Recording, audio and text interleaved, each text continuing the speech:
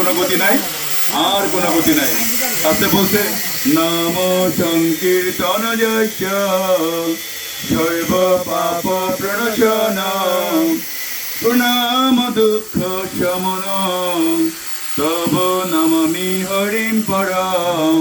আমি সেই পরমেশ্বর ভগবানকে সত্যি পূর্ণতি নিবেদন করছি, যার নাম গ্রহণের সাথে সাথে সমস্ত পাপ চলে যায় এবং যাকে প্রণাম করা নাশ হয়। হরে কৃষ্ণ। তো সকলে হরিনাম জপ করুন, সুখে সুখে থাকুন। আর দ্বিতীয়ত দেখেন, আজকে এই কলিযুগের যুগধর্ম হরিনাম সংকীর্তন এক। আর দ্বিতীয়ত হচ্ছে কি যে এই একাদশী ব্রত। এই যে আমাদের এখানে কাকে রাখছি, ভগবানকে রেখেছি, ঠিক না? আবার ওইখানে দেখলাম কাকে রেখেছি, আমাদের লক্ষ্মী মাতাকে রেখেছি। মনসা নাকি? আচ্ছা যাই হোক, এখানে আমি দেখলাম অনেক বাড়িতে কি লক্ষ্মী মাতা আছে, ঠিক না? তো এখানে বলছে যে আমরা যখন লক্ষ্মীর পাঁচালি পড়ি তখন কি বলে, চঞ্চলা চপলা বলা হয় তাকে। কি বলা হয়? চঞ্চলা চপলা। এক ঘরে সে বেশিক্ষণ কিন্তু থাকে না বাবা, ঠিক না? থাকে, কিন্তু তাকে বেঁধে রাখবেন কিভাবে? এটা তো বেঁধে রাখা তো দরকার। সে যদি আমাদের বাড়ি থেকে চলে যায় তাহলে আমাদের ধনের ঘাটতি হবে, আমাদের বিভিন্ন ধরনের সমস্যা হতে পারে মাতাজি, ঠিক না? কিভাবে আমরা তাকে বেঁধে রাখতে পারি?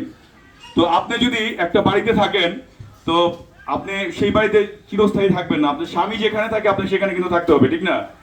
ওইখান থেকে আপনি বেরিয়ে আসতে পারবেন, স্বামীর সাথেই তো থাকতে হবে, ঠিক না? তো যদি আমি নারায়ণের সহিত আমি লক্ষ্মী দেবীকে রাখি, তার স্বামী যেহেতু এখানে অবস্থান করছে, সে কখনোই বাড়ি থেকে যাবে না, নিদায় করতে হবে। তো আপনারা কৃপা করবেন আমাদের, আমরা যেন আসতে পারি মাঝে মাঝে, আপনারা হরিনাম করেন, সুখী হন। আমরা চাই প্রত্যেকটা জীব যেন মুক্ত হয়ে ভগবানের কাছে ফিরে যায়, নিদায় করতে আনন্দে। হরি বল, হরে কৃষ্ণ।